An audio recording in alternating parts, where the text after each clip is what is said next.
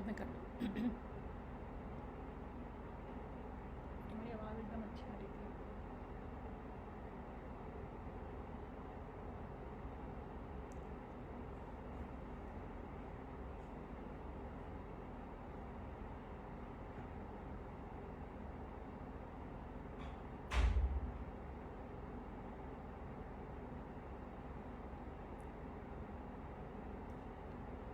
एक बार फिर नमस्कार। अ, एक बार फिर नमस्कार। अब मैं द प्लेयर्स एक्ट के पेज पर हूँ। मैं पहले टीपीए रंग मंडल के पेज पर थी, तो लाइव यहीं से हो रहा है। मुझे माफ़ करिएगा, मैं गलती से वहाँ चली गई शायद, कुछ कन्फ्यूजन में। Thank you so much, thank you for welcoming मी। आप लोगों का भी बहुत बहुत स्वागत है इस टॉक में। सबसे पहले तो द प्लेयर्स एक्ट को बहुत बहुत बधाई और साधुवाद कि अभी जब बहुत सारे अच्छे लाइव हो रहे हैं, बहुत सारे टॉपिक्स पर हो रहे हैं, साहित्य पर, संगीत पर, रंगमंच पर, रंग संगीत पर बहुत सुंदर चीज़ें हो रही हैं। तो उसमें हाँ, ये कमी एक थी कि एक बहुत बड़ा हमारा जो रंग कर्म का एक हिस्सा है, वो है बाल रंगमंच, वो नहीं दिख रहा था, उसकी कमी थी। हेलो विभा दी, हेलो। तो मैं उस कमी की बात कर रही हूँ विभा दी, जो थी, जो गुंजन की बहुत अच्छी पहल है, गुंजन और आपकी पूरी टीम की। और मेरे लिए ये एक जब करते हैं तो पता नहीं होता कि आपको कोई देख भी रहा है या कोई रिकग्नाइज़ कर रहा है आप क्या कर रहे हैं। तो विभा दी मेरे लिए वो सीनियर हैं जो जिन्होंने जिस किस्म का काम किया है वो किसी से छुपा हुआ नहीं है, और शायद उनको खुद भी नहीं पता है कि उन्होंने क्या कंट्रीब्यूशन कर दिया, जो हम लोगों ने देखा और हम लोग इंस्पायर हुए। तो मेरे लिए बहुत बड़ी बात है कि मैं उसी पैनल में हूँ जहाँ वॉल्टर पीटर हैं, विभा दी हैं, जहाँ मनोज नायर जी हैं, जहाँ अभिषेक दोनों हैं, चौइती हैं। तो मुझे इस बात के लिए बहुत बहुत धन्यवाद पहले तो अब कुछ लोग जुड़ चुके हैं, तो थोड़ा मैं अपने बैकग्राउंड के बारे में बताना चाहूँगी कि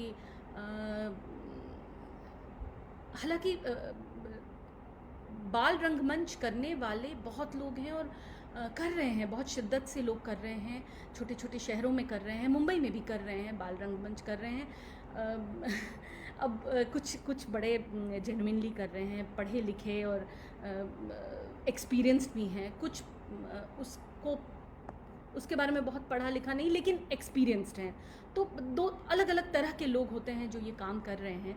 तो मेरे लिए मुझे ऐसा लगता है कि आना मेरा आना इस बच्चों का रंगमंच करना, मुझे ऐसा लगता है कि शायद मेरा वो पाथ ही था, और जिसको बड़ा नेचुरली मैंने फॉलो किया है। तो मैं जब 6 साल की थी, मेरे माता पिता, वैसे तो मेरे पिता ब्यूरोक्रेट थे, रिटायर हो गए, मेरी माँ प्रोफेसर और लेखिका थी, लेकिन अंदर से वो लोग सहृदय और कलाकार लोग हैं। आज भी दोनों कलाकार हैं। वो लोग सबको अप्रिशिएट करते हैं, देखते हैं, सुनते हैं, सजेस्ट करते हैं। तो अब 6 साल की उम्र में किसी बच्चे को एक ऐसे किसी के पास भेजना जो पटना में बाल रंगमंच कर रही थी, कुमुद शर्मा और माया शंकर, तो इन दोनों के साथ हमें वर्कशॉप में भेजा गया। मैं 6 साल की फर्स्ट स्टैंडर्ड में थी, तो फर्स्ट में थी, हाँ।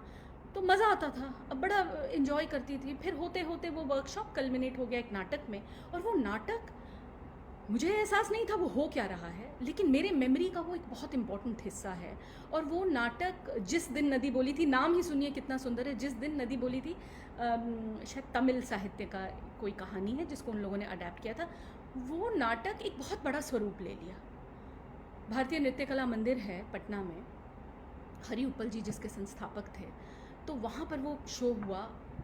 मैं बच्ची, मुझे मज़ा आया। वो जो थिएटर का डिसिप्लिन था, वो मुझे डे वन से बहुत पसंद है।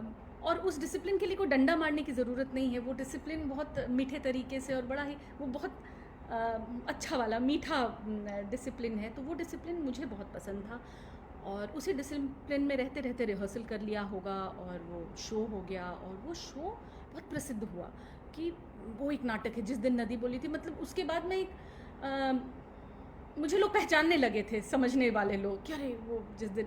तो ऐसी तो मेरी जर्नी की शुरुआत रही है और मेरे माता पिता ने करवाई। और गांव जाते थे हम लोग सब भाई बहन, तो मेरी सबसे बड़ी बहन हम लोग के साथ नाटक करती थी। हम दोनों में काफ़ी डिफरेंस था, बीच में 2 भाई बहन थे। तो मैं उसमें भाग लेती थी, दौड़ना भागना, कुछ बनाना करना, सब कुछ जो एक थिएटर वर्कर का काम होता है। फिर हम लोगों ने अपना घर में जिसको मैंने बहुत ज़्यादा इंटरेस्ट से किया, पटना में अपना एक बच्चों का थिएटर ग्रुप खोला। वो थिएटर ग्रुप खूब चलता था और बहुत इनकरेजमेंट मिलता था, यहाँ तक कि लोग प्रॉपरली, मतलब जितने भी रिलेटिव्स थे सबको खबर दी जाती थी और सब आते थे, प्रॉपर बैठते थे, 2 4 5 रुपए शायद कंट्रीब्यूट भी करते थे। क्योंकि मैं तो थोड़ी छोटी थी, मैं तो अपना उसमें लगी रहती थी सेटअप करने में, कुर्सियाँ लगाना, यहाँ पे कुछ जो परफॉर्मेंस है उसको याद करना। लेकिन मुझे याद है शायद मेरी बहन जो पैसे इकट्ठे होते थे उससे कुछ समोसा वमोसा भी मंगवा लेती थी और प्रॉपर वो शो होता था और ये सिलसिला चलता रहता था। ऐसा नहीं कि एक बार हो रहा है। फिर धीरे धीरे सब कॉलोनी के, पहले तो कज़न्स जुड़ते थे, बाद में कॉलोनी के बच्चे जुड़ने लगे। और हमारा कॉलोनी जो था वो हम लोग 1 2 3 लोग शायद गवर्नमेंट ऑफिशियल्स का जो घर था वो था, बाकी सब वहाँ के बड़े धनाढ्य लोगों का घर, बड़े बड़े जो आजकल जैसे अगर मॉल के ओनर हो तो वहाँ जो दुकानों के ओनर और ऐसे टाइप के लोग थे, तो उनके बच्चों को ना लेना एक ना देना दो, क्या नाटक क्या कविता। लेकिन हम लोग जो करते थे तो वो लोग हम लोगों से भी जुड़ते थे और फिर हमारी टीम बढ़ती गई। और फिर हम लोगों ने टिंकल और चंदा मामा और पराग ऐसी से कहानियाँ निकाल कर, कुछ माँ से भी मांग के, कुछ दीदी लिखते हैं, ऐसी कहानियाँ निकाल कर, कुछ कविताओं को जोड़ जाड़ के जो समझ में आए वो हम लोग करते थे। और सबसे बड़ी बात है, करना एक जगह होता है, अप्रिसिएशन दूसरी जगह होता है। तो हम लोगों को बहुत अप्रिसिएशन मिलता था। मुझे तो बहुत इनकरेज किया गया। मैं शायद सबसे छोटी थी या शायद मुझ में होगा, उछल कूद मचाती थी, गाती भी थी। फिर तो इस किस्म का एक्सपोजर बचपन से ही मिल गया और मुझे ऐसा लगा वो मुझे बड़ा ऐसा एक पर्सनालिटी बना दिया कि आई वॉज मैं बहुत कंफर्टेबल थी अपने आप से कि ज़्यादा नानुकुर नहीं। अगर दादाजी संस्कृत का श्लोक पाठ कर रहे हैं बैठकर, पूजा का उनका तरीका ही यही था, तो जाहिर सी बात है कि आप सुनने से बहुत सीखते हैं, तो हम लोग सीख जाते थे। तो अगर माँ या पापा या किसी ने कह दिया कि कनु वो श्लोक सुनाओ, तो ज़्यादा नानुकुर नहीं, तुरंत बैठ गए और श्लोक सुनाने लगे। तो इस किस्म का चाइल्डहुड। और अब हंसी भी आती है कि जैसे ट्विंकल ट्विंकल सुनाओ, तो वैसे वैसे हम लोगों को बोला कि वो सुनाओ, गंगा पर जो श्लोक है वो सुनाओ, तो देवी सुरेश्वरी भगवती गंगे वो चालू हो गए। तो बस बड़ा होलसम सा था। तो मुझे याद है कि इसी तरह से कभी एक नृत्य कला मंदिर, जो कि जिसमें सारे भारतीय नृत्य कला मंदिर में इंडिया के सारे क्लासिकल डांसेस थे, भरतनाट्यम, कथक, ओडिसी, कुचिपुड़ी, मणिपुरी और कथकली। आप सोचिए पटना में ये उपलब्ध था। टीचर्स पूरे कंट्री से आए होंगे, वहाँ सिखाते थे, उनको लिविंग क्वार्टर्स मिला हुआ था। ये हरि उपल जी के तत्वावधान में होता था। उसी में बहुत लोग सीखने जाते थे और बड़ा ही बहुत ही मिनिमम फीस, क्योंकि गवर्नमेंट ऑर्गेनाइजेशन होगा या जो भी मिला हुआ होगा, मुझे वो ध्यान नहीं है। वो अगर माँ मेरे साथ होंगी लाइव पे तो वो बता पाएंगी। लेकिन ऐसे ही कभी मैंने ओडिसी का कहीं शो देख लिया मंच पर, तो मैंने इन लोगों को बोला, मैंने कहा ये तो कमाल का डांस है। और मैं नाचती भी रहती थी, घर में हर बच्चा उछलता कूदता नाचता रहता ही। तो कुछ दिन में देखा कि नृत्य कला मंदिर का फॉर्म आ गया। तब मैं शायद 8 9 साल की थी। तो उस पर टिक मार रहे हैं मेरे मम्मी पापा कि हाँ हाँ हाँ कनु का साइन लगेगा। उस पर टिक मार रहे हैं भरतनाट्यम। तो मैंने कहा ये डांस पे कर, ओडिसी देखा ना। तो मेरे पिता ने कहा कि भरतनाट्यम नहीं सीखोगी तो क्या मतलब है, वो सीखो जो सारे डांसेस का बेस है। तो ओडिसी भी सीख लेना, जो डांस सीखना है सब सीखो, ज़िंदगी भर सीखती रहो। तो ऐसे मेरा भरतनाट्यम में एडमिशन हो गया, जहाँ मैंने 6 7 साल, जब तक मैं 12वीं कक्षा तक मैं पटना में पढ़ी, दिल्ली यूनिवर्सिटी जाने के पहले, तो वो करती रही। तो रेडियो नाटक, साथ में मैथिली रंगमंच, जो कि बहुत ही अलाइव और बहुत ही खूबसूरत रंगमंच, वो लोग मराठी साहित्य का मैथिली अनुवाद, गुजराती का मैथिली अनुवाद, मतलब इस किस्म का काम होता था। मैं तो बच्ची थी, मैं फिर भी मैं कह रही हूँ कि मैं तो बहुत कुछ बता नहीं सकती हूँ कि क्या क्या होता था और क्या क्या अभी भी हो रहा है, अभी भी हो रहा है। लेकिन हाँ, मुझे इन सब चीज़ का एक्सपोजर मिला। डांस, क्लासिकल म्यूज़िक, रेडियो नाटक, मंच पर नाटक, बाल रंगमंच और स्कूल। तो मेरे लिए तो वो रास्ता अपने आप ही खुल गया था कि कलाकार हूँ और कुछ तो आता नहीं, या और कुछ में मन नहीं लगता, या जो भी कह लें। मतलब आप सब कलाकार हैं, आप समझ पाएंगे कि बड़ा एक जब सब बोल रहे होते हैं कि I will become that, I will become this, and when you confidently in 6th standard और 7th स्टैंडर्ड व्हेन यू से you want to become a theatre person, you want to become an actor, it takes a lot of guts, it really takes a lot of guts। और उसके बाद जब लोग अपने कार्यस्थल पर आते हैं और कहीं ना कहीं वो गट्स शेकन हो जाता है, या कहीं ना कहीं कॉन्फिडेंस उनका थोड़ा सबका लो हो जाता है कि अरे अब क्या, अब क्या। तब मुझे मैं हमेशा अपने दोस्तों को भी बोलती हूँ, या जब कोई अगर डिप्रेशन में है या कोई ऐसी उल्टी नेगेटिव, तो मैंने कहा भाई तब इतना गट्स कर लिया, आज क्या हो गया। आज जब वो मिल रहा है तो बहुत सारे आयाम हैं। तो मेरे लिए 2000 से मुंबई में हूँ, 2000 से लेकर 2013 तक का जो सफ़र रहा, उसमें कुछ नहीं था, सिर्फ बाल रंगमंच था।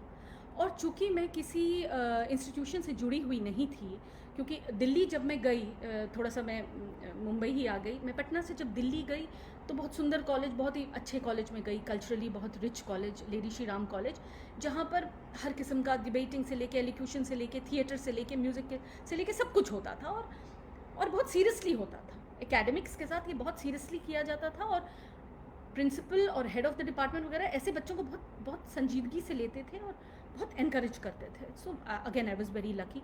वहाँ मुझे मौका मिला हबीब तनवीर जी के साथ काम करने का, और वो भी प्रिंसिपल ने मेरे ऊपर दारोमदार डाल दिया। उनको शायद समझ आ गया कि ये जो है ये जुझारू है और दौड़ती भागती रहती है, तो इसको अगर मैं कुछ कहूँगा। तो मेरे साथ एक और लड़की निधि तुली थी, जो मेरी जूनियर थी और बहुत बड़ी डॉक्यूमेंट्री मेकर है। तो हम दोनों प्रेसिडेंट सेक्रेटरी हुआ करते थे ड्रामेटिक सोसाइटी के। तो हम दोनों गए जहाँ हबीब तनवीर का, अब वो हबीब तनवीर को क्या पड़ी है किसी कॉलेज में आकर या वर्कशॉप लेने की। लेकिन प्रिंसिपल ने कहा कि देखो, अगर तुम लोग करते हो इतना ही, तुम लोग को शौक है, तो जाओ तनवीर साहब को लेके आओ। हम लोग गए, 10 दिन बैठे। 11वें दिन उन्होंने पूछा कि कौन हो भाई, कहाँ से आए। तो हम लोगों ने बताया कि ऐसे लेडी श्री राम कॉलेज में मैं हॉस्टल में हूँ, ये डे स्कॉलर है। और बोले ठीक है, प्रिंसिपल से कहो बात करें। और वो मान गए और 1 महीने का उन्होंने लेडी श्री राम कॉलेज में हम लोग के साथ वर्कशॉप लिया, जिसमें अच्छा वो 6-7 घंटे आते थे। कुछ उनके टीम के भी लोग होते थे। तो हम लोगों के लिए तो वो एक सपना का, ऐसा लगता था ये क्या हो रहा है। उसमें जब वो गाना गाते थे, फिर उन्होंने बाघ नाटक किया जिसमें उन्होंने मुझे एक महत्वपूर्ण भूमिका दी। उसमें मेरी जूनियर, जो बाद में मेरी बैचमेट भी थी, बी गौरी, उसका बहुत महत्वपूर्ण भूमिका था। वो थी, बहुत अच्छा गाती थी। तो एक वहाँ बन गया एकेडमिक्स के साथ साथ। फिर श्री राम सेंटर में रॉबिन दास, संजय उपाध्याय, अजय मलकानी, फिर नेशनल स्कूल ऑफ ड्रामा में थोड़े समय में थी, वहाँ पर कारन साहब। तो ये गुरुओं का माता पिता से जो, और हरि उप्पल और डी काले जो संगीत और नृत्य के गुरु थे, छत्रानंद सिंह जा जो रेडियो में जिन्होंने कैसे बोलना चाहिए वो समझाया। वहाँ से होते होते गुरुओं की जो व्यापकता थी वो इतनी बढ़ गई यहाँ आकर कि समझ आ गया। अच्छा, कहीं ना कहीं ये भी समझ आता था कि मुझे इस तरह का नहीं करना। ऐसा कुछ चैलेंजेस भी होते हैं थिएटर पर्सन के, एज अ वुमेन भी कुछ चैलेंजेस होते हैं, लेकिन ये मेरे मन में बिल्कुल क्लियर था कि मुझे बाल रंगमंच ही करना है। बीच बीच में मैं जब भी छुट्टी में दिल्ली से पटना जाती थी, तो संजय उपाध्याय का सफ़र मैना करके एक ग्रुप है, जो स्लम के बच्चे उसमें हैं मूलतः, और बहुत ही बेहद टैलेंटेड बच्चे, बिल्कुल एनर्जी के पुलिंदा। तो उनके साथ कर लिया। कभी बहुत वो भी महसूस करती थी कि मुझे आता नहीं है, मुझे समझ नहीं आता है, इसको कैसे मैं समझाऊं। तो मैं किसी से पूछ के या उनसे ही इंटरेक्ट करके, ये एक प्रोसेस होता है, ये प्रोसेस किया। अनलकीली मुझे टीआई में जाने का कभी मौका नहीं मिला, और ये मुझे थोड़ा सा सालता है। कभी कभी जब मैं कल वॉल्टर पीटर जी की बात सुन रही थी, या विभा जी का काम देखती हूँ, या मेरे बहुत अच्छे दोस्त हैं, मेरे कोलीग हैं नंद किशोर पंत, उनसे जब मेरी बात होती है, टीआई से ही एक लड़की थी सपना आहूजा, उसके साथ भी कुछ काम हुआ, उसकी जब मैंने कुछ बातें सुनी तो मुझे ऐसा लगा कि काश मैं थोड़े समय वहाँ रहती। ये मौका नहीं मिला मुझे। खैर, तो जब दिल्ली आए तो 2000 से लेकर बड़ा जो सिलसिला यहाँ पर, अब कैसे अप्रोच करें, जैसे ये एक बहुत बड़ा चैलेंज है कि आप चाहे ट्रेंड हो चाहे अनट्रेंड हो, आप एक्सपीरियंस्ड हो चाहे एक्सपीरियंस्ड हो, काम की शुरुआत कैसे हो। अगर आपको एक्टिंग करना है आपको, तो अब तो आ गए बहुत सारे कास्टिंग वाले आ गए, आप जाइए तस्वीरें दीजिए। लेकिन अगर आपको चिल्ड्रन ड्रामा करना है तो कैसे करें, कहाँ करें, हमारे पास घर भी वैसे नहीं है जो करें। आते आते ही धीरे धीरे धीरे करके थोड़ा फैलाव हुआ है। तो मैं तो 2000 की बात कर रही हूँ, जब मैं खुद ही 20s में थी। तो मैंने जो किया, मैंने नीचे एक पोस्टर लगाया और कहा कि ऐसे ऐसे मैं कर रही हूँ एक वर्कशॉप, ये एज ग्रुप है, एक एज ग्रुप बांट दिया। फिर धीरे धीरे मैंने देखा, बहुत ही मिनिमम कुछ, किसी ने बताया था भाई फ्री में मत करना, तो बड़ा मिनिमम कुछ रखा भी था बिल्कुल पीनट्स सा। तो वर्कशॉप हुआ, वर्कशॉप में धीरे धीरे बातचीत करते करते करते जुड़ने लगे लोग, 15, 16, 18 बच्चे हो गए। फिर एंड मिड आया समय, उनके पास गर्मी छुट्टी में किया था, समय और था, तो मैंने सोचा एक नाटक करें। तो अंधेर नगरी चौपट राजा मैंने सोचा, क्योंकि यहाँ पर बच्चे, अगर आप बिहार में, उत्तर प्रदेश में, इवन मध्य प्रदेश, राजस्थान में कहिए तो अंधेर नगरी बहुत बार मंचन हो चुका है। लेकिन यहाँ पर जब मेरे उन बच्चों के ग्रुप में ही हैं तमिल, तेलुगु, मलयालम, मराठी, गुजराती और मुंबईया इंग्लिश बोलने वाले कैथलिक बच्चे। मुंबईया इंग्लिश एक अलग किस्म की इंग्लिश है, जो कि वो हिंदी ज़्यादा नहीं बोलते, इंग्लिश ही बोलते हैं और विचित्र तरीके से बोलते हैं। वो खैर उनका अपना ये है। लेकिन ऐसे बच्चे, अब वो स्क्रिप्ट कैसे पढ़ें। लेकिन मैंने सोचा कि चलिए अंधेर नगरी करते हैं, और लग गया 20 दिन 25 दिन, जो भी शायद 1 महीना लग गया था। और वो तो बड़ा जैसे तैसे अब कहाँ करें। तो इस तरह के शुरू में बहुत सारे चैलेंजेस आए, कहाँ करें। तो ढूंढे 2-4 बिल्डिंग में, एक जगह कहीं हॉल मिल गया, उसको कुछ डिपॉजिट देना, कुछ पैसा देना, और ऐसे करके शुरुआत यहाँ पर मेरे रंगमंच की हुई। और देखते देखते लोगों को अपने ही कॉलोनी में, कॉलोनी ही इतना बड़ा यहाँ, अपने ही कॉलोनी में लोगों को खबर मिल गई कि यहाँ पर एक हैं जो करती हैं बच्चों के साथ काम। तो एक आए वृद्ध मेरे पास, और आकर उन्होंने मुझे कहा कि आपने यहाँ पर एक पार्क देखा है, सुनते हैं कि आप कुछ करती हैं संस्कृत का भी, कुछ लोग वो बच्चों को बोलने को कहती हैं और फिर नाटक करती हैं। तो मैंने कहा एक पार्क देखा तो है। बोले कि उस पार्क में क्या आप कुछ करना चाहेंगी। तो मैंने कहा मैं आके देखती हूँ। गई, जाकर देखा तो वो पार्क बड़ा सुंदर तरीके से उसको डेवलप कर लिया था। और एक साइड जो पार्क का था वो बिल्कुल अच्छा, पेड़ में जैसे चबूतरा, जो चौपाल जैसा। तो मुझे तो बहुत सारे नाटक दिखने लगे वहाँ पर। तो मैंने कहा हाँ मैं करूँगी। और वो कुछ ऐसे ही समय उन्होंने बोला था कि फिर वहाँ पर एक बहुत अच्छा सुंदर सा एक ऐसा वाला वर्कशॉप, जो हालांकि उन्होंने मुझे टाइम दे दिया था कि सुबह 9 बजे से 12 बजे तक कोई नहीं रहता है यहाँ, कोई वॉक करने वाला क्यों आएगा ना, वो भी अप्रैल मई की गर्मी में। तो 9 से 12 बजे आप इसको यूटिलाइज़ करिए। तो बस ऐसे ही पोस्टर छपे, इधर उधर पोस्टर जो भी हाथ से लिख के, नोटिस जो भी अपने तरीके से वो छापा। अच्छे 20-25 बच्चे कहाँ से भी आ गए। अच्छा, काफ़ी अननोन बच्चे भी आए, ऐसा नहीं कि दोस्तों के बच्चे आ रहे हैं, दोस्तों के 1 ही 2 आते थे। हम लोग खुद ही इतने उस कम उम्र के थे कि हमारे खुद के ही बच्चे बहुत छोटे थे उस समय। लेकिन ऐसे अननोन लोग आए और तरह तरह के लोग आए। और वहाँ से मुझे एहसास हुआ कि जो मैं बचपन में करती थी, यहाँ वहाँ दौड़ के, घुटनों में चोट लगा के, काले काले उस पर आज भी चोट के निशान हैं, हम सबके हैं जो हम छोटे शहरों से आए हैं। तो जिसके भी मिट्टी पत्थर में जो हम लोग खेल चुके हैं, तो वो जो कर रहे थे हम लोग, वो इन बच्चों को बिल्कुल भी उपलब्ध नहीं है। वो अगर ये जाते भी हैं तो शाम में नीचे जाते हैं, और छोटे बच्चे तो माँ मॉनिटर करने को होती हैं या कोई हेल्पर होती हैं मॉनिटर करने को, दादा दादी होते हैं, कोई ना कोई ऐसा होता ही है, क्यों गिरते भी हैं, चोट भी लगती है। लेकिन वहाँ पर तो उन लोगों ने मेरे ज़िम्मेदारी पे भेज दिया। अब बड़ा गार्डन मिल गया, इतना बड़ा, खूब बड़ा। मुझे याद है कि कमिलियन था, गिरगिट। और मैं नाटक करने लगी। जब हो गया वर्कशॉप तो एंड में सोचा 1 हफ्ते 10 दिन में मैंने सोचा एंटन चेखव का गिरगिट करूं।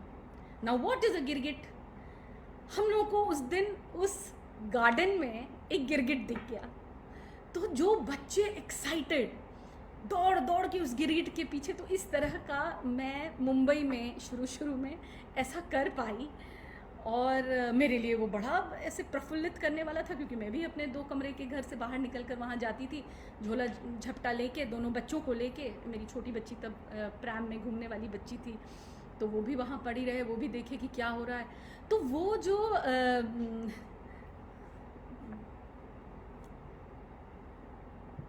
गिरगिट, क्या कहना चाह रही हो बताओ? है नहीं, कमेंट दिख नहीं रहा है। एक मिनट, मुझे कुछ शायद टेक्निकली कुछ, हाँ।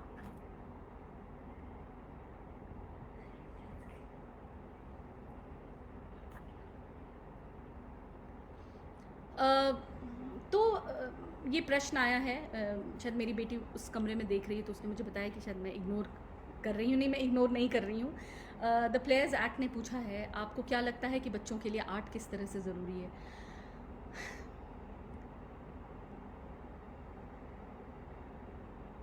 एक सहृदय इंसान में और एक मशीनी इंसान में जो एक मूलभूत अंतर होता है, वो सिर्फ और सिर्फ कला के थ्रू ही आता है। कला में साहित्य, संगीत, रंगमंच, एक्टिंग, सब कुछ है। तो मैं वही समझाते समझाते मैं आपको बताती हूँ कि वो बच्चे जिनके ज़्यादातर के पेरेंट्स कोई सीए हैं, कोई इंजीनियर हैं, शायद डॉक्टर भी होंगे, बिजनेस पर्सन हैं, वो जब वर्कशॉप हो गया, वो दौड़ने भागने वाला वर्कशॉप, और मैं पर्टिकुलरली इस तरह से ओवर डिसिप्लिन करके ना तो घर में बच्चों को पालती हूँ, ना तो वहाँ पर कि समय से आओ, समय से आना है। और वो तुम मेरे हंसते मुस्कुराते हुए समझ लो तो बेटर है, और वो समझ भी लेते हैं। लेकिन इसका ये मतलब नहीं कि वो किस मनस्थिति में वो बच्चा अपने घर से मेरे वर्कशॉप में आया है। वो एज अ सेंसिटिव पर्सन हमें नज़र आना चाहिए कि उसके चेहरे पर ऐसी कौन सी बात है। क्या वो नाश्ता करके नहीं आया है? क्या वो टॉयलेट नहीं जा पाया क्योंकि उसको टाइम पर आना था, उसकी नींद नहीं खुली? तो मेरे लिए ये सब, मेरे लिए थिएटर एक होल है। ये नहीं कि देखो थिएटर कर रहे हो, थिएटर में डिसिप्लिन में रहना है, और अब आ गए तो बस आ गए, अब यहाँ से हिलना नहीं, ऐसा बिल्कुल भी नहीं है। इसीलिए मुझे ऐसे ओपन स्पेस में, ऐसा गार्डन में, खेत में रंगमंच करना बहुत पसंद है। लेकिन ये हर समय तो किया नहीं जा सकता, और ये हर समय उपलब्ध भी नहीं होता। तो आज के समय में जब एक मूलभूत संस्कृति में परिवर्तन आया है, जो संस्कृति में मैं पली हूँ, या आप में से जो भी काम कर रहे हैं अभिनय के क्षेत्र में, या थिएटर के क्षेत्र में, या बाल रंगमंच के क्षेत्र में, जिस संस्कृति से हम पले बढ़े हैं, वो संस्कृति अब नहीं है। उनका एक्सपोजर अलग है, उनकी एनालिटिकल एबिलिटीज़ अलग हैं, उनकी जानकारियाँ बहुत अलग हैं। आज भी ये पूरा सेटअप मैंने नहीं किया, मेरी बेटी ने मुझे मदद किया। तो intellectually they are on a different plane altogether. तो मेरी हमेशा से यही इच्छा रही है कि मैं चीज़ों को सिंप्लीफाई करूं। मैं ये स्ट्रेस, ये भाग दौड़ अपनी जगह है।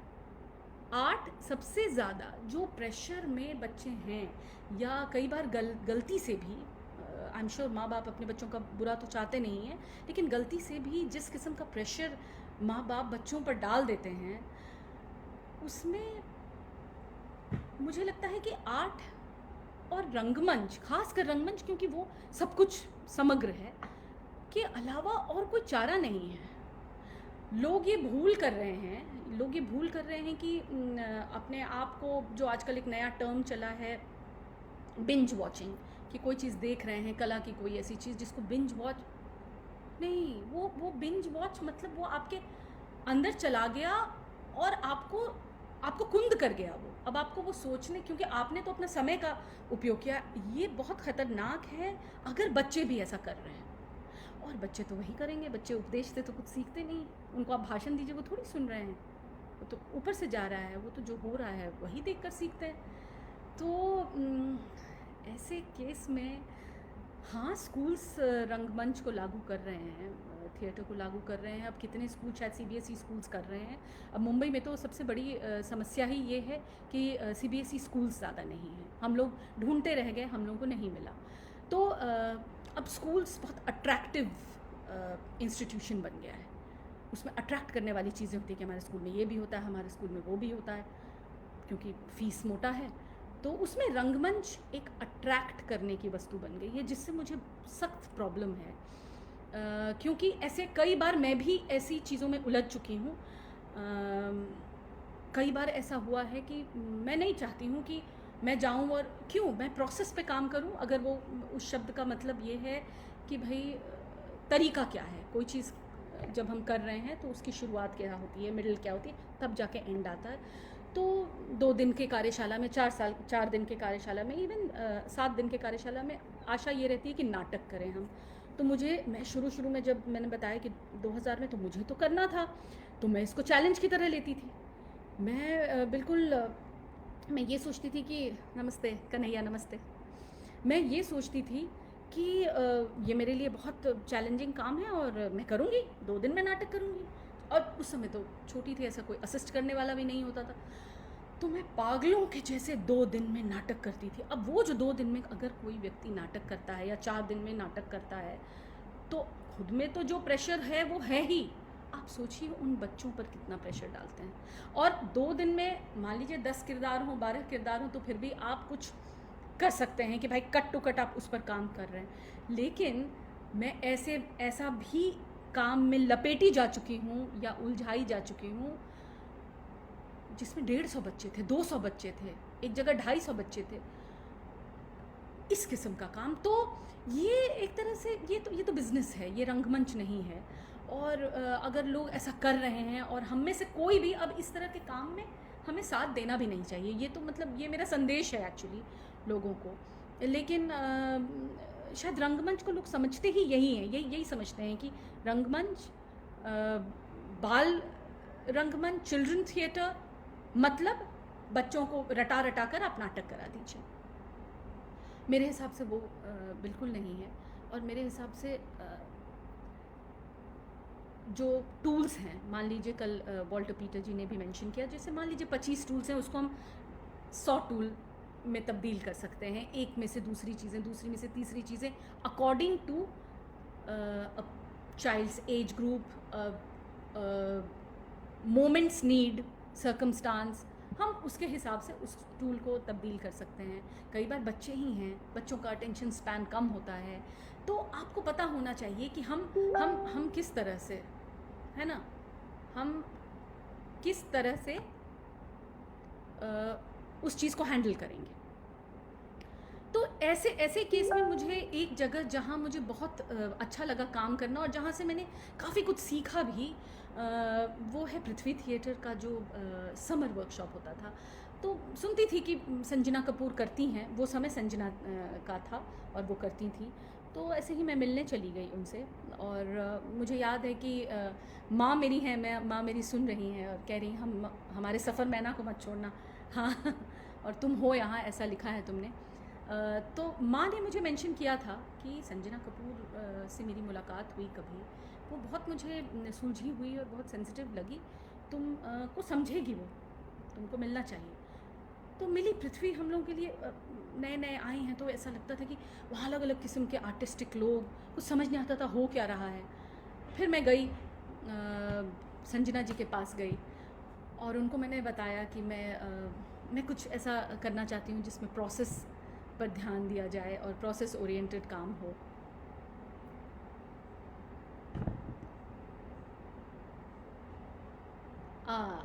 अच्छा, मैं अपनी बात रखने के बाद आराम से कमेंट का जवाब दे सकती हूँ।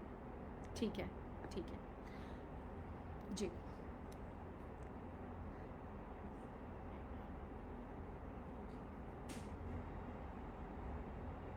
तो जब मैं संजना जी के पास गई और मैंने उनको बताया कि मैं कुछ, तो बोली हाँ हाँ बिल्कुल प्रोसेस वाला ही होना चाहिए काम, और मतलब जैसे एक दो प्रोफेशनल मिलते हैं वैसे मिले। लेकिन अगले ही दिन उन्होंने मुझे एक मेल भेजा और कहा कि कनुप्रिया तुम आओ, हम लोग कर रहे हैं गर्मी छुट्टी में कुछ, तो तुम बताओ तुम क्या करोगी, और क्या तुम हिंदी में करोगी, क्योंकि हिंदी में करने वाले कम लोग हैं मुंबई में। तुम्हारी बोलचाल की भाषा हिंदी अंग्रेज़ी मिक्स हो या हिंदी भी हो तो मुझे बहुत अच्छा लगेगा, तो तुम कुछ बनाओ और तुम करो हमारे लिए। ये समय होगा मुझे लगता है 2007-8 की बात है। तो मैंने बनाया बड़े एक्साइटमेंट में कि मुझे मेल आया है, और मेल पर उसको बनाकर, और 10 से 14 और 6 से 10 साल के, और फिर मेरा पृथ्वी में सिलसिला शुरू हो गया। और मुझे समझ आ गया कि वो उनका रंगमंच क्यों अभी तक चल रहा है, क्यों लोग आज भी चाहते हैं कि पृथ्वी में इस तरह का काम करें, क्योंकि वो असल में वो समझ रहे हैं कि बच्चों को एंड रिज़ल्ट की ओर ले जाने की ज़रूरत नहीं है। जब क्लासिकल डांस और म्यूज़िक कोई सीखता है तो एंड रिज़ल्ट पे नहीं जाता है, वो प्रोसेस पर जाता है। लेकिन पता नहीं क्यों जब रंगमंच की बात आती है, स्पीच और बाल रंगमंच की बात आती है, तो लोगों को एंड रिज़ल्ट चाहिए होता है कि हाँ मतलब इसने सीखा क्या, मतलब इतने ही समय में ऐसा क्या सीख लिया। अब कैसे बताएं कि ऐसा क्या सीख लिया। अब तो खैर मुझसे लोग नहीं पूछते, लेकिन शुरू में पूछते थे, लेकिन मैं चुप रह जाती थी। मैं कहती थी शायद ये समय ही बताएगा। जब वो बच्चा अपने माता पिता से इंटरेक्ट करता था तब शायद उनको समझ आता था कि हाँ। फिर मुझे बाद में लोगों के फीडबैक्स और फ़ोन कॉल्स आने लगे, तो फिर मुझे ऐसा लगा कि हाँ शायद मैं सही ट्रैक पर हूँ। शायद मेरा जो कम्युनिकेशन है बच्चों के साथ वो सही है, और मैं हमेशा कोशिश करती रही कि थोड़े कम उम्र के ही बच्चों के साथ काम करूँ, 6 से 10, 10 से 14। बहुत बाद में जा कर के मैं 15-16 वाले एज ग्रुप में आई। फिर पढ़ती रहती थी, बहुत आर्टिकल्स वगैरह पढ़ा, तो बंसी कौल जी का भी कुछ कभी पढ़ा मैंने, जिसमें था कि उन्होंने कुछ ऐसा कुछ इस तरह लिखा इंटरव्यू में, ये था कि आप 3-4 नाटक करिए साल में, बड़ों के लिए करिए, लेकिन बच्चों के लिए भी कुछ नाटक करिए। तो जब बच्चों को हम नाटक करवाते हैं तो बहुत रिहर्सल कराते हैं, और वो बहुत सुंदर परफॉर्मर है क्योंकि वो नेचुरल हैं। उन्हें मतलब क्या हम क्या एक्टिंग सिखा देंगे उनको, वो बहुत नेचुरल है। लेकिन जब हम बच्चों के लिए करते हैं, ये बहुत ज़रूरी है कि जो बच्चा हमारे सामने देख रहा है बैठकर, उसे भी नाटक देखने का आदत हो, उसे भी वो बैठे और वो 1.5 घंटे 1 घंटे समझे कि हाँ ये एक लाइव कला है, ये नाटक है, ये कैसे बना होगा। वो भी दिमाग लगाए कि लाइट्स हैं इसमें अभिनेता हैं और इसमें कुछ बातें कही जा रही हैं। ये एक समय था जब मेरे मन में चल रहा था कि काश हम जैसे कुछ लोग मिलकर, अब चूँकि मैं टीआई गई नहीं थी तो मुझे बहुत कुछ आइडिया भी नहीं था कि हाउ टू डू दिस, लेकिन फिर पता नहीं कैसे बन गया, वो एक कारवां बन गया। मनीष वर्मा एक रंगकर्मी हैं, नेशनल स्कूल ऑफ ड्रामा के हैं, उनसे उनके पास कुछ डेट्स उपलब्ध थे पृथ्वी के समर टाइम के, तो उसने मुझे कहा कि कनु चलो हम लोग करें कुछ, करोगी? तो मैंने कहा हाँ ठीक है। एकदम एक पाँव पे मैं खड़ी हो गई, और फिर सिलसिला शुरू हुआ कि हम बड़े अब नाटक करेंगे। तो उपन्यास पढ़े गए, कहानियाँ पढ़ी गई, इसी चक्कर में हम लोगों ने खूब बाल साहित्य पढ़ा। लेकिन फिर हम लोग सोचे कि क्यों ना एक 1 लाइन थीम था, जो बालाजी गौरी जो मेरी बैचमेट और बहुत अच्छी मित्र है, उसने कभी मेरे लिए कुछ लिखा था, उसका थीम लेकर धरा की कहानी, हमने एक नाटक डायरेक्ट किया। डायरेक्ट तो क्या किया, हम सब मिलकर हमने एक नाटक किया, सब मिलकर लिखे, हम लोग 2-3 लोग मिलकर, और लोग जुड़ते गए उसमें। इम्तियाज़, नंद किशोर पंत जी जुड़े, नवीन दिवाकर जुड़े, सुखदा खांडकेकर। तो वो नाटक जब हम लोगों ने किया तो हम लोगों को तो मतलब अजब ही आनंद और उत्साह। हम बारिश में, हम गर्मियों में, हम भागते दौड़ते सब रिहर्सल में पहुंचते थे, सारी चीज़ का इंतज़ाम हो गया। मैंने और मनीष ने एक वर्कशॉप कर लिया जिससे कुछ पैसे हो गए, क्योंकि दिक्कत यहाँ फंड्स की है कि अब आप नाटक करने लगे तो 20 दिन 1 महीने का रिहर्सल चाहिए आपको। एक्टर्स, चलिए सब एक्टर्स समझते हैं कि हम चलिए सब मिलकर हम नाटक कर रहे हैं, लेकिन फिर भी चाय पियेंगे, यहाँ से वहाँ जाएंगे, प्रॉपर्टी बनाएंगे, कॉस्ट्यूम बनाएंगे।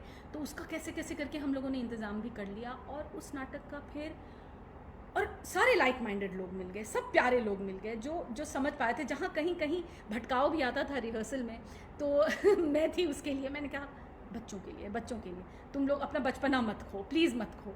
और ये चीज़ सब लोग अप्रिशिएट करते थे, मेरा थोड़ा मजाक भी बनाते थे कि कनू दी तो मतलब वो करने नहीं देंगे हम लोगों को कुछ। मैंने कहा नहीं, याद रखो ये हम बच्चों के लिए कर रहे हैं। और पंत जी थे ही, पंत जी के सामने मैं क्या बोलूँ। तो उन्होंने, काफ़ी लोगों ने वो नाटक देखा होगा आप में से। तो धरा की कहानी का कम से कम हम लोगों ने 38-40 शो कर लिया, देखते देखते करते गए। तो ये जर्नी रहा, और बीच बीच में ऐसे कई सारे वर्कशॉप्स, कई सारे ऐसे अनुभव जो अंदर से झकझोरने वाले भी अनुभव हुए, और जो और इस बात को पुख्ता कर गया मेरे मन में कि बहुत ज़रूरी है ये करना, ये बहुत ज़रूरी है। क्योंकि जिस किस्म का इंटरेक्शन जब हुआ, जिस किस्म का हम लोगों को फीडबैक मिला, और जब एक्टर्स ने बच्चों के लिए परफॉर्म किया, जो उनके मन में जोश आया। और आज भी, अब तो धरा की कहानी 2 साल से हम लोगों ने नहीं किया है, मुझे लगता है आखिरी बार शायद जश्न बचपन में या पृथ्वी में किया होगा। 2 साल से शायद नहीं किया है, 2 या 2.5 साल से। आज भी हम लोग एक दूसरे से बात करते हैं कि एक वो नाटक था, मतलब बड़ा स्पेशल। और इसका सिर्फ एक ही कारण था कि वो हम लोग बच्चों के लिए कर रहे थे, और हम लोग प्रेजेंट में थे। क्योंकि बच्चे प्रेजेंट में होते हैं, न पास्ट का सोचते हैं न फ्यूचर का सोचते हैं, वो उसी समय होते हैं, इसीलिए अपने जीवन को बहुत इन्जॉय करते हैं। और हम लोगों ने उस पूरे प्रोसेस को इतना इन्जॉय किया। और मुझे पता है कि उनमें से कई ऐसे लोग हैं, जैसे कल वॉल्टर पीटर जी बोल रहे थे, कई लोग टीआई के ट्रेंड लोग, टीआई के एक्टर्स आज अलग अलग शहर में जाकर फैला रहे हैं, वहाँ ये काम कर रहे हैं। मैं यही चीज़ धरा की कहानी के कुछ लोगों के बारे में कहूँगी कि कई ऐसे लोग हैं जो ऑफकोर्स पहले भी कर रहे थे और इससे भी जुड़े रहे, और वो लोग लगातार कर रहे हैं, और बहुत बड़ा सिंपल, फालतू का कॉम्प्लेक्सिटी नहीं, सिंपल, अच्छा, अंडरस्टैंडेबल काम कर रहे हैं। अब मैं थोड़ा, मैं जब तक क्वेश्चन देख लेती हूँ फिर आगे बढ़ूँगी। मीता दास जी जुड़ी हुई हैं। मैं ऊपर कर तो रही हूँ,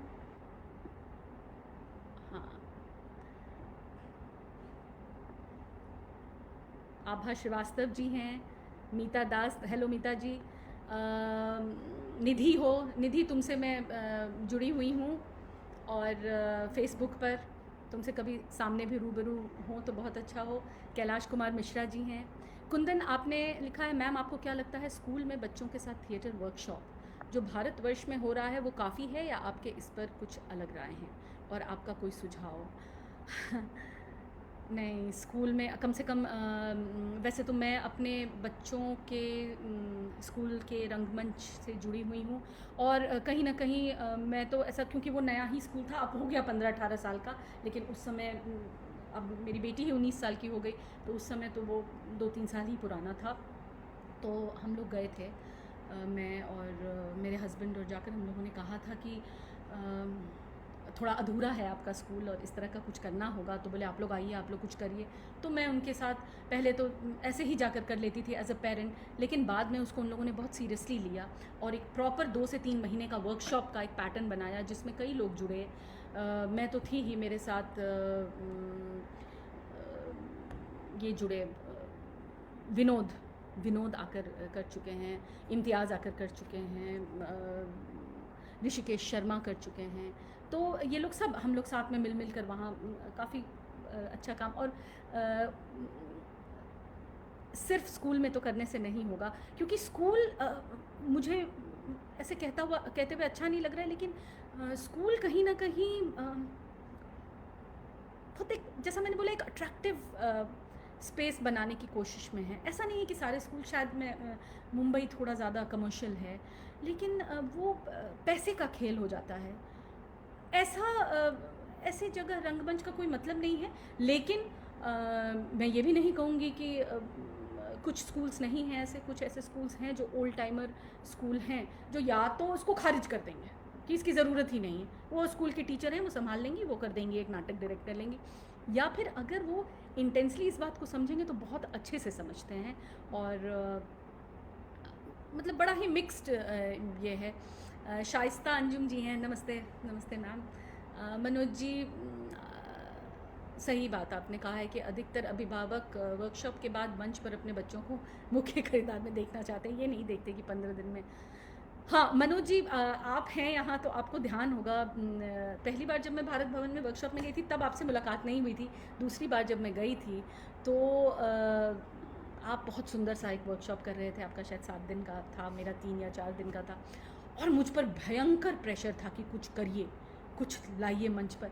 वो एक टाइम, अदरवाइज़ मैं बहुत इन्जॉय करने वालों में से हूँ, लेकिन इसमें क्या हो जाता है, फिर आप साइकोलॉजिकली अपने आप को फिर वैसे ट्रेन करिए, फिर स्ट्रिक्ट हो जाते हैं, फिर आप डिसिप्लिन में आ जाते हैं। फिर जो फ़न है, जो हम चाह रहे हैं कि खेल खेल में हम बहुत सारी बातें कर दें, क्योंकि हम भी तो खेल खेल में ही सीख कर आएँ, तभी तो हमें इंटरेस्ट है।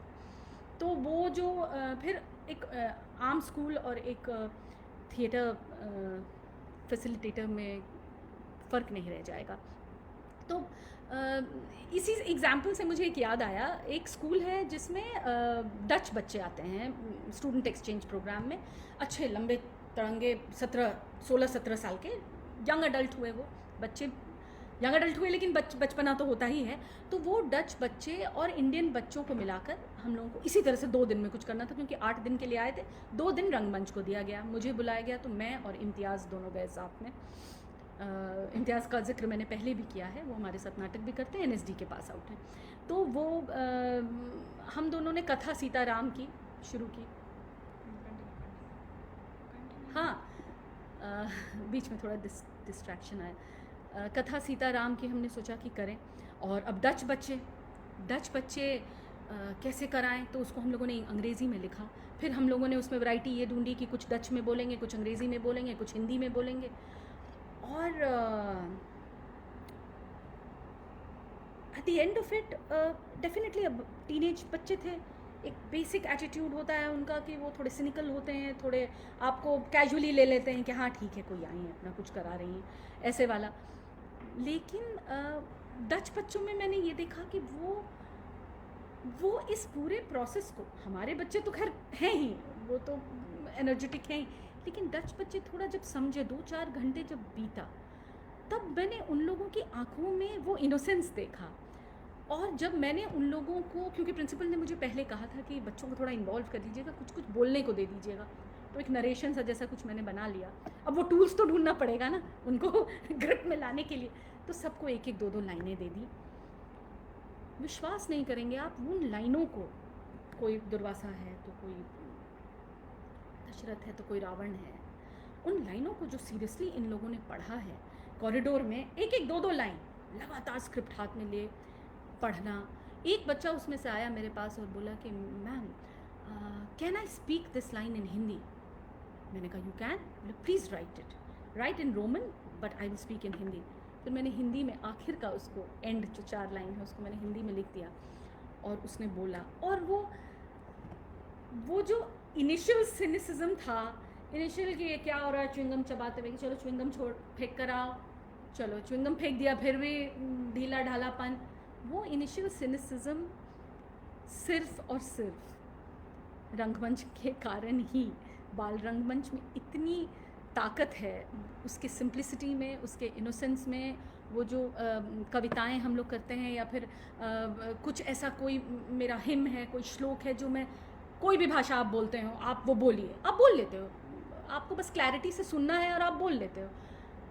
वो अट्रैक्टेड हुए, और जब वो 2 दिन का समाप्त हुआ कार्यशाला, तो उनके चेहरे पर रौनक ही अलग थी, और वो आकर बिल्कुल झुक के वो नमस्ते करना सीख लिया था, नमस्ते नमस्ते करके। तो ताकत तो बहुत ज़्यादा है रंगमंच में। और हाँ, बच्चों की दुनिया सच में वाह है। प्लेयर्स एक्ट ने पूछा है, आपकी धरा की कहानी की पहली प्रस्तुति के बाद अगर उस प्ले को आपने स्कूल्स में किया, तो उस स्कूल तक पहुंचने का क्या प्रोसेस था? क्या स्कूल्स प्ले को एंटरटेन करती हैं या कुछ बेटर फंड देती हैं? यहाँ एक्टर्स काफ़ी हैं, पर प्ले को प्रेजेंट करने के लिए स्कूल की कमी है।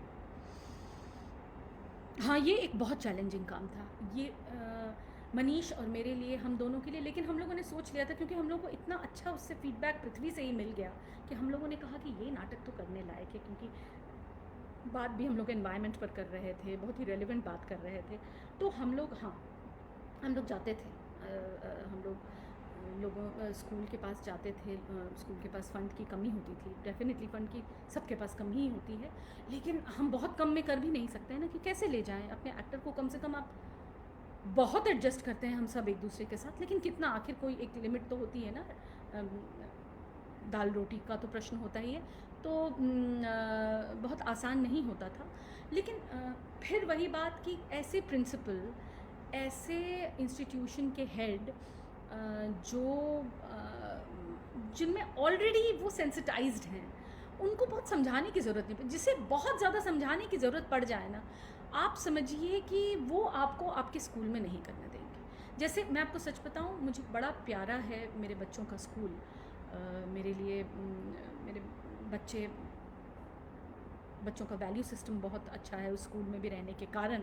एक मैं वहाँ के उसको भी थोड़ा सा तो दूंगी ही श्रेय, लेकिन उस स्कूल में आज तक मैंने नहीं किया, क्योंकि उनके ऑन द टेबल से बात आगे ही नहीं बढ़ पाती थी, क्योंकि फाइनेंस वाज सो इम्पॉर्टेंट। तो ये बहुत बड़ा चैलेंज है, ये बहुत बड़ा। नाटक तो आप कर लेंगे और बहुत सुंदर कर लेंगे, हो सकता है बहुत क्वालिटी का नाटक आप कर लें, हर तरीके से वो बहुत अच्छा हो, पृथ्वी में अप्रिशिएट किया जाए, एनसीपीए में कर लें। ये तो फेस्टिवल्स हैं, आपने फेस्टिवल में अप्लाई किया, अगर आपका हो गया तो आप बुला लिए गए। लेकिन जब आप किसी स्कूल में जाते हैं, जो कि कायदे से तो वहाँ होना चाहिए ना, वहाँ होना चाहिए बच्चों। हम कैसे, अब दिल्ली पब्लिक स्कूल जैसा स्कूल एक बार में मान गया। मुझे याद है कि मेरी दोस्त भी वहाँ पढ़ाती है, डिम्पी, मेरी बहुत प्यारी दोस्त है। उसने मुझे कहा कि तुम करती हो तो आओ ज़रा हमारे प्रिंसिपल से मिलो। बैक टू बैक 3 शोज़ सारे एक्टर्स ने किया, कम पैसे मिले, लेकिन कम या ज़्यादा की बात नहीं है, आप कम से कम करने को आतुर तो हो, क्योंकि एक ही दिन में उस दिन हमारा नाटक कुछ 2200 बच्चों ने देखा, क्योंकि उनका हॉल बहुत बड़ा था। तो इस तरह से हम ज़रूर, हमारा रीच बहुत बढ़ पाता, लेकिन ये बहुत बड़ा चैलेंज है, इसमें कोई शक नहीं है। आपने जो प्रश्न किया कि नाटक भी बहुत हैं, नहीं 40, अभी कितना 47 मिनट्स हुआ। हाँ, तो नाटक भी बहुत हैं और लोग भी बहुत अच्छा कर रहे हैं, लेकिन ये बहुत बड़ा चैलेंज है। ये चैलेंज हम लोगों ने बहुत फेस किया है। या तो आप सिर्फ यही करते रहें, लेकिन ये भी संभव नहीं है ना इस शहर में। हम लोग बहुत सीरियसली इस काम को करते हैं, लेकिन सिर्फ यही नहीं कर पाते। अब 13-14 साल मैंने सिर्फ यही किया, लेकिन फिर धीरे धीरे चीज़ें बढ़ती हैं, आपको आपकी ज़रूरतें बढ़ती हैं, तो आप थोड़ा डाइवर्ज करते ही हो। तो मेरे जैसे मैंने भी किया, हमारे जैसे बहुत लोगों ने किया। बिल्कुल आभा जी, आप जो कह रही हैं कि कॉन्वेंट की शिक्षा में बाल साहित्य कहीं खो गया है, हाँ, बाल साहित्य, मैं तो कहती हूँ साहित्य ही खो गया है। मैंने सिलेबस देखा है 10th स्टैंडर्ड तक अंग्रेज़ी में सिर्फ ग्रामर, फिगर ऑफ स्पीच बताया जा रहा है, लेकिन फिगर ऑफ स्पीच की कविताएं कौन सी हैं वो कहाँ से जानेंगे बच्चे। आज बच्चे के पास सब्जेक्ट का चॉइस है, तो वो लिटरेचर चॉइस कर सकते हैं, तो वो तो कोई आर्ट्स पढ़ने वाला ही बच्चा चूज़ करेगा, तो 9th स्टैंडर्ड में वो लिटरेचर चुन सकते हैं। तो हमारा आपका बच्चा शायद चुन ले, लेकिन सारे बच्चे नहीं चुनेंगे। तो वो जो एक जो बेसिक, जो हम लोगों को बचपन में ही हम लोगों ने कितनी तो प्रेमचंद की कहानियाँ पढ़ ली, महादेवी वर्मा की कविताएं, कहानियाँ, अब मैं किन किन का नाम गिनाऊँ जो हम लोगों ने स्कूल डेज़ में ही पढ़ लिया, वो नहीं है, वो उपलब्ध नहीं है। हिंदी की मैं आपको इंटरनेशनल पाठ्यक्रम की बात कर रही हूँ। और मैं ये भी बता दूँ कि महानगरों में अब इंटरनेशनल पाठ्यक्रम पूरी तरह से हावी हो रहा है, काफ़ी हद तक हावी हो रहा है। तो ये बहुत ही ये डरने का विषय है कि जब साहित्य ही नहीं, कविताएं ही नहीं, गीत ही नहीं, तो नाटक कहाँ से आएगा। और नाटक फिर नाटक, जैसा कि मनोज जी ने बोला कि मेन रोल मंच पर आकर मेरा बच्चा कौन सा कैरेक्टर कर रहा है, फिर नाटक फिर दिखाने की चीज़ हो जाएगी कि हम मंच पर जो कर रहे हैं वही रंगमंच है। हम बंद कमरे में जो वर्कशॉप कर रहे हैं, हम जो कविताएं पढ़ रहे हैं, हम जो उस कविताओं के को चरितार्थ कर रहे हैं, वहाँ पर हम अपने स्कल्पचर बना रहे हैं अपने शरीर से, अपने हाथों से, उसकी फिर कोई जगह ही नहीं रह जाएगी, क्योंकि इमेजिनेशन की ही जगह नहीं। क्योंकि एक इमेजिनेशन तो बड़ा मूल है किसी भी रंगमंच का। इमेजिनेशन नहीं तो रंगमंच नहीं। तो जैसे एक नाटक किया जामुन का पेड़, तो उसमें मेरी दोस्त गौरी ने जामुन के पेड़ पर बहुत सुंदर गीत लिख दिया, जिसको कंपोज किया हमारे एक दोस्त ने। तो कुछ था, जामुन का पेड़ बड़ा भारी ये पेड़, फलदार पेड़ घना गहरा ये पेड़, आसमान छूता सशक्त खड़ा पेड़। अब एक बच्चा हाथ उठा लिया, ma'am how jamun, I mean the tree is touching the sky. अब वो मुझे अभी भी याद है कि अब उसको एक्सपोजर ही नहीं कि अलंकारों का क्या मतलब होता है, क्योंकि कविता के साथ मिलाकर उसको बताया ही नहीं गया। फिर मैं उसको कैसे क्या एक्सप्लेन किया मैंने, वो मैं ही पता नहीं मैंने क्या बोला होगा। और लेकिन 10 साल की पहले की बात है, तो आसमान कैसे छू सकता है। तो इमेजिनेशन, और वो ये वही टाइम है, आज से 10 साल पहले की बात मैं आपको बता। अब तो खैर चीज़ें बहुत बदल गई। अब तो मैं सच में काफ़ी इस बारे में सोच रही हूँ कि अभी क्या होगा अगर ये माता पिता से या किसी से भी देख कर ये जो बिंज वॉच करने का कल्चर हुआ है, उससे क्या होने वाला है ये मुझे नहीं मालूम। बहुत कम सेंसिटिव बच्चे हैं जो उसको दूर रहकर अपने आप को आगे बढ़ा पाएंगे। लेकिन तब भी पूरे दिन का कार्टून नेटवर्क, पूरे दिन का पोगो चैनल चालू हो गया था, और माँ बाप इसको बहुत कन्वीनियंटली बच्चों को वहाँ छोड़ देते थे। तो कहाँ से इमेजिनेशन आएगा। तो बहुत मतलब इस तरह की बहुत सारी चीज़ें हैं जो सिर्फ रंगमंच के माध्यम से हो सकती है। और हम में से जितने लोग हैं, मैंने तो खैर बचपन से ही मेरे मन में तय था कि मुझे तो ये, क्योंकि इसने मुझे बनाया, ये मेरे अंदर जो भी कोमलता है या जो सहृदय हूँ मैं लोगों के प्रति या चीज़ों के प्रति, सिर्फ उसके कारण हूँ, उस पालन पोषण के कारण हूँ जो इन सब के थ्रू सब मिला जुला कर मुझे करवाया गया। तो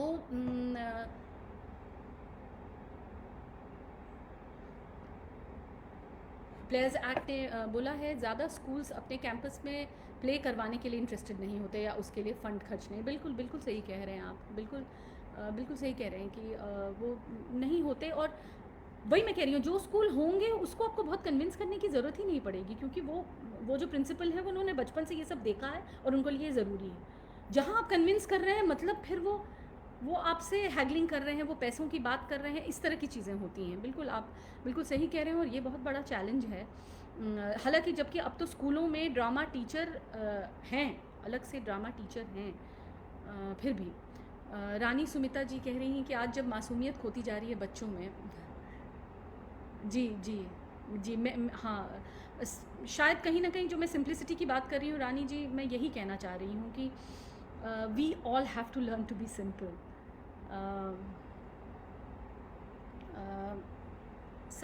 सत्यकेती मिश्रा जी बोल रहे हैं, मैं बिहार मधुबनी से हूँ। आज भी बिहार में बच्चों को बहुत हद तक रंगमंच से दूर रखा जाता है। मधुबनी से, अच्छा, हाँ, क्योंकि शायद कहीं ना कहीं पेरेंट्स को ये लगता है कि अरे ये क्या नाटक नौटंकी करेगा, क्या करेगा जीवन में, ये तो कर लोगे, खाओगे कहाँ। कहीं ना कहीं ये सच भी, मैं ये नहीं कहूँगी कि ये सच है, लेकिन लोग हिम्मत हारते हैं ना, लोग हिम्मत हारते हैं। कलाकार अभी जो पिछले 3-4 महीने में जो भी हुआ, कई लोग हिम्मत हार गए। उन लोगों को लगा कि अरे अब क्या, काश हम नौकरी में होते। तो शायद ये कारण होगा। और क्या कारण हो सकता है रंगमंच से दूर रखने का। शायद वो इनसिक्योर फील करते हैं। और लेकिन इसका ये मतलब नहीं कि आने वाली पीढ़ी में, जैसे हम लोग अपने क्लास में उन बच्चों में से थे जो सर उठा के हाथ खड़ी करते थे कि हमें क्या करना है, उसी तरह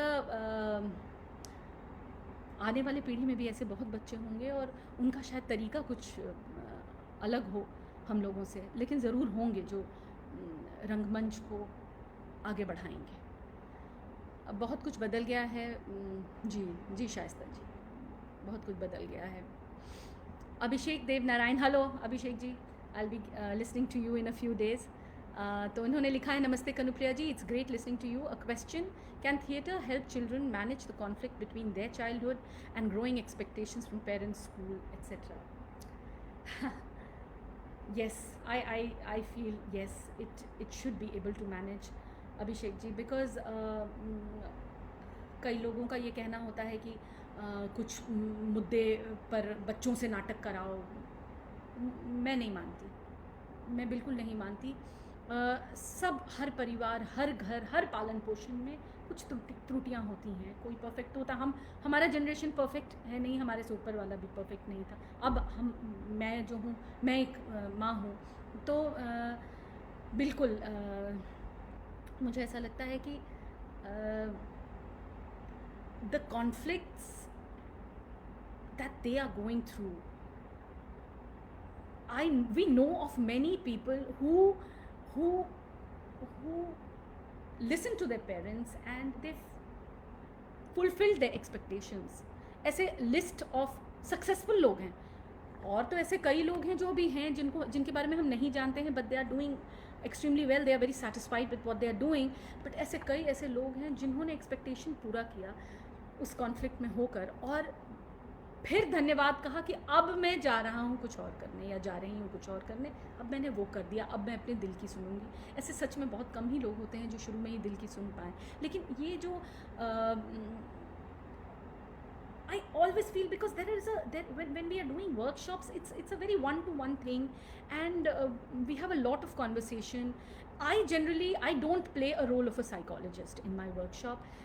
As I told you, I am not also fit to do that. I'm not capable of मैं कहाँ से हैंडल कर पाऊँ, क्योंकि आपकी स्थिति कुछ और हो, मैं उसमें इक्विप नहीं मानती।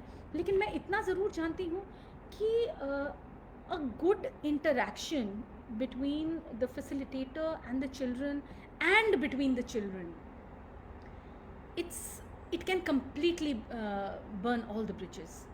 एक छोटा सा एग्जाम्पल देती हूँ। एक इसी तरह से मैं हर जिस बिल्डिंग में बिल्डिंग हॉपिंग किया ही है हम लोगों ने, तो इसी तरह से इसमें लिखा है ना, मुझे 10-15 मिनट और दे रहे हैं आप ना, तो मैं 10 मिनट और ले सकती हूँ, है ना, ठीक है। तो इसी तरह से किसी बिल्डिंग में मैं गई और वहाँ पर एक वर्कशॉप किया, और एक बच्चा था जो अपनी माँ के साथ, वो कैथलिक लेडी थी, थोड़ी बिटर थी। उनका छोटा बच्चा बहुत एक्टिव और ये था, और बड़ा बच्चा था, स्पेशल था। I think he had Down syndrome. I am not again equipped to handle any such thing. जो थोड़ा बहुत मैंने किया हो, इंक्लूड किया हो, वो अलग बात है, लेकिन I am not equipped to do that. तो एक 26 जनवरी का नाटक करना था, हम सब मिलकर कर रहे थे। लेकिन मेरे जब बच्चों को, मैं अपने बच्चों को नीचे खेलने को ले जाती थी, तो वो बच्चे को हमेशा दिखती थी साइड में खड़ा है। ऐसा नहीं कि उसको हंसी नहीं आती थी दूसरों को देखकर। तो रिहर्सल चल रहा था, तो मैंने उसकी माँ को अपने इंटरकॉम से फ़ोन किया कि मैं एक नाटक कर रही हूँ, I don't know what you think of doing a play, but I was just thinking कि आपका जो बड़ा बेटा है रॉबिन, कितने साल का है? तो बोली 14 ईयर्स। मैंने कहा can he come to my place, he can just sit and watch. वो फ़ोन पे रोने लगी। क्या आप क्या कह रही हो कनुप्रिया, आप what are you saying, nobody has ever asked him to come. मैंने कहा no, I am no Samaritan or anything. I was just thinking that he seems to be a very harmless and a sweet child. Let him come and watch. Maybe he can be a part of the play. वो आया, और सारे बच्चों में कहीं ना कहीं वो जो कॉन्फ्लिक्ट था कि शायद माँओं ने भी बोला होगा कि मत खेलो। ऐसी मैं कामना करती हूँ कि माँओं ने नहीं बोला हो, लेकिन शायद बोला होगा, या खुद भी मन में होगा कि वो थोड़ा डिफरेंट है।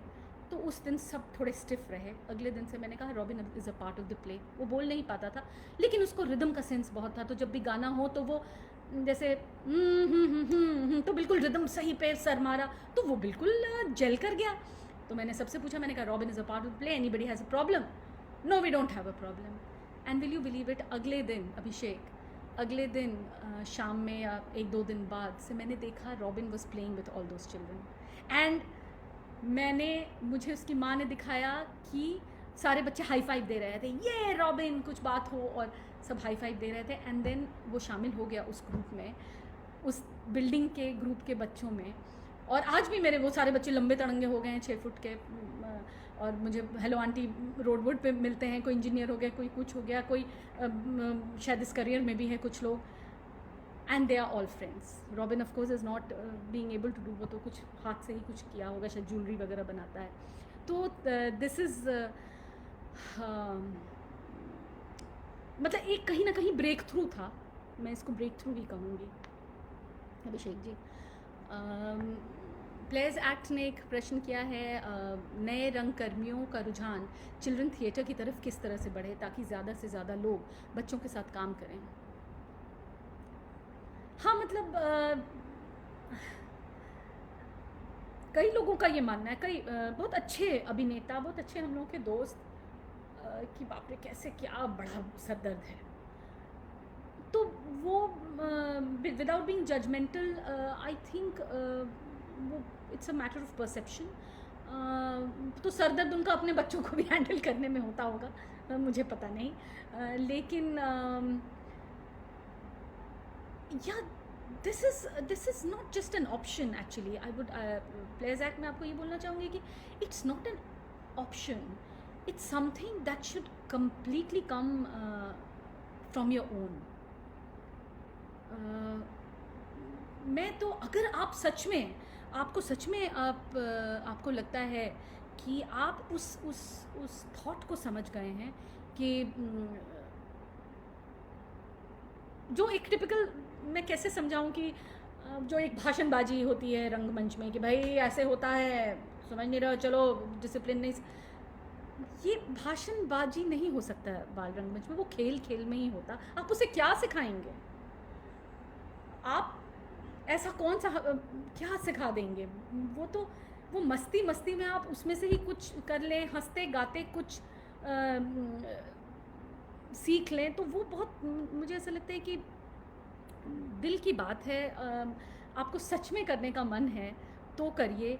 और अब जाहिर सी बात है, अगर आप ट्रेंड हैं या एक्सपीरियंस्ड हैं तो थोड़ा सा तो आप इक्विप्ड हैं कि वर्कशॉप कैसे करें. लेकिन सिर्फ वर्कशॉप करना, क्योंकि वर्कशॉप करना सिर्फ काफ़ी नहीं है.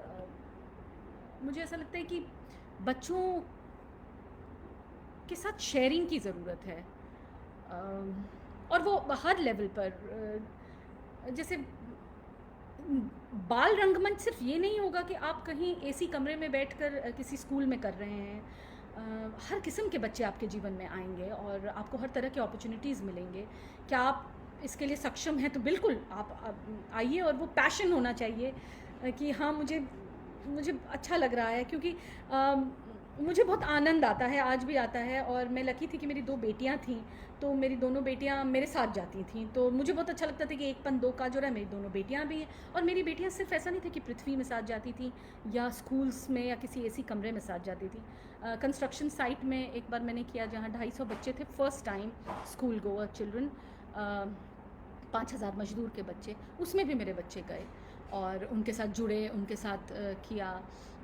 तो वो भी एक बहुत अच्छा एक्सपीरियंस था, जिसमें उनको स्कूल की ओर अट्रैक्ट करने के लिए रंगमंच का इस्तेमाल हुआ, बाल रंगमंच का. तो मेरे पर बहुत बड़ा दारोमदार था कि आप, वो तो दूध बिस्किट के लिए खा के फिर वो निकल जाते थे, तो अब हम उसको कैसे बिठाए रखें. उसमें 10 दिन, 12 दिन, 15 दिन लग गया. मई की गर्मी में हम लोग कर रहे थे, 3 घंटे का सोचा था, 8 घंटा चला गया, क्योंकि वो फिर मुझे लगा कि एक नाटक करें, तो नाटक भी बोल क्योंकि पढ़ना नहीं आता था. तो बहुत सारे, तो ऐसे अगर इस तरह के चैलेंजेस को स्वीकार करने को तैयार हैं तो बाल रंगमंच में तो बहुत कंट्रीब्यूशन देने को अभी बचा है. और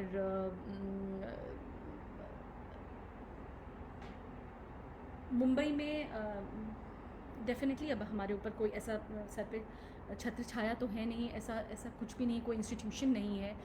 लेकिन आप अगर करते रहें और ऐसे लाइक माइंडेड लोगों के साथ करें और राइट इंटेंशन के साथ करें, तो मुंबई में भी आपके पास अपने आप ही अपॉर्चुनिटीज़ आती जाती हैं. तो बिल्कुल पैरेलली आप जो काम करने मुंबई आए हैं वो, और उसके साथ ये भी कर सकते हैं. इट्स जस्ट आप जब करने लगेंगे तो अपने आप ही चीज़ें खुलती जाएंगी, रास्ता खुलता जाएगा. बस हिम्मत करके, जिस हिम्मत से इस करियर को चुना आपने, उसी हिम्मत से करियर के इस स्ट्रीम को भी आप चुन सकते हैं। सुमन जी धन्यवाद, आप भी हैं जुड़ी हुई, बहुत बहुत धन्यवाद। ज्योति स्पर्श नमस्ते। अभिषेक जी पता नहीं मैं कितना आपको बता पाई, समझा पाई मैं क्या कहना चाह रही थी, क्योंकि मैंने वही गुंजन से जब मेरी बात हुई, इतनी सुंदर जब उसने पहल की और जब मेरी बात हुई उससे, तो मैंने उसको वही कहा कि हाँ गुंजन, मैं कर तो रही हूँ, बचपन से कर रही हूँ, कुछ कुछ कर तो रही हूँ, पिछले 20 साल से भी कर ही रही हूँ, लेकिन क्या बोलूँगी कुछ समझ नहीं आ रहा है। तो मुझे पता है कि मैं शायद बहुत सारी बातें समझा नहीं पा रही हूँ या क्लियरली, लेकिन जो थिएटर प्रैक्टिशनर्स हैं मेरे साथ जुड़े हुए, वो ये बात को समझ रहे होंगे कि बहुत सारे चैलेंजेस हैं, लेकिन कहीं ना कहीं एक कोई ऐसा तार जुड़ा होना चाहिए जो आपको बार बार, क्योंकि अभी जो इस लॉकडाउन में हाँ सबके पास पैसे की दिक्कत हो रही है, किसी के पास काम नहीं है, आप कलाकार हैं तो आपके पास जाहिर सी बात है काम नहीं है। मैं तो हालांकि जबकि रेगुलर शूटिंग करने वालों में से भी हूँ, फिर भी मेरे पास मार्च अप्रैल मई जून चौथा महीना हो गया काम नहीं है।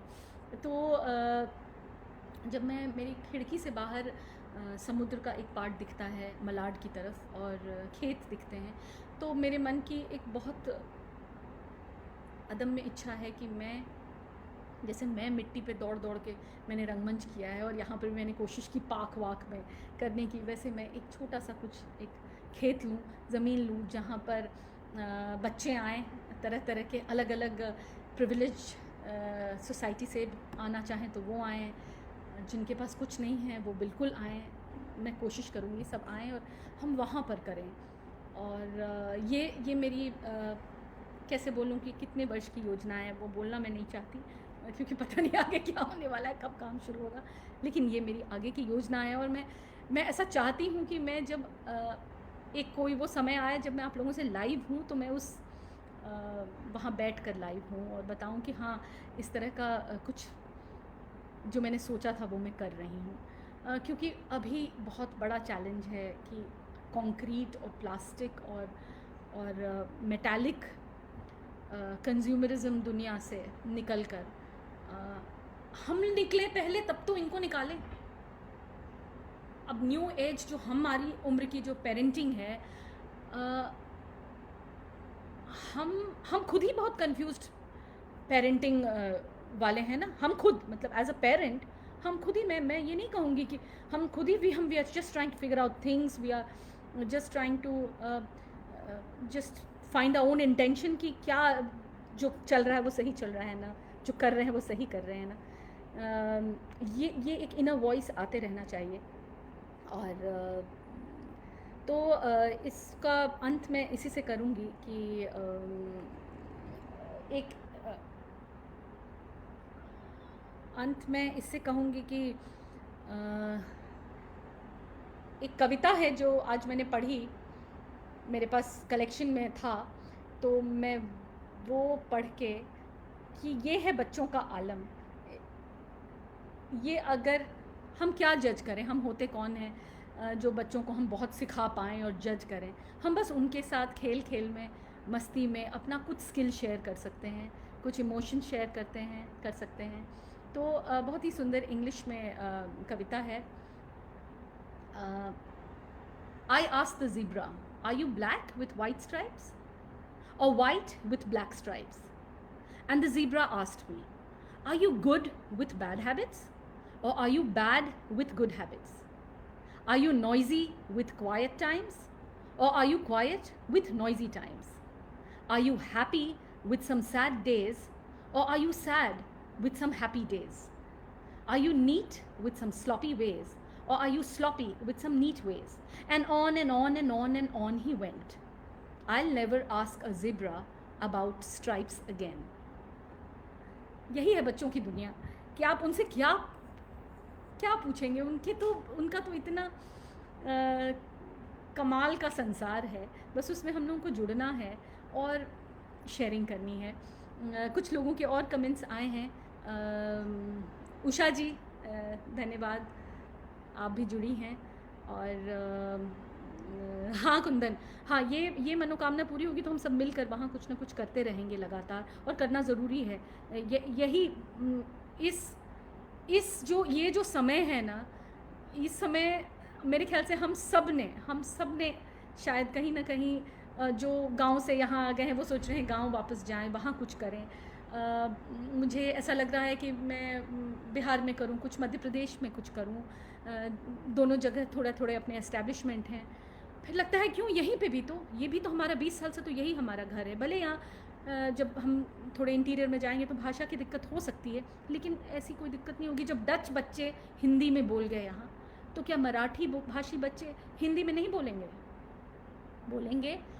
और मैं भी थोड़ी बहुत मराठी तब तक हो सकता है सीख जाऊँ, तो इच्छा तो वही है। और विभा दी, थैंक यू सो मच, आप जुड़ी रही। मनोज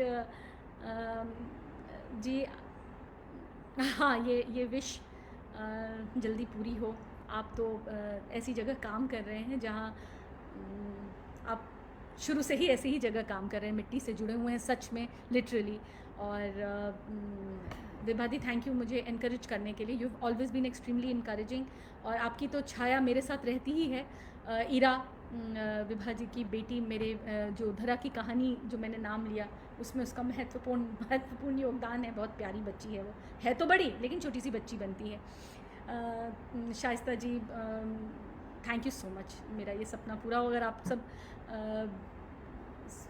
बहुत सारे लोग प्रे करेंगे तो thank you so much. Satyaketi, Usha ji thank you, thank you Neeru, thank you so much.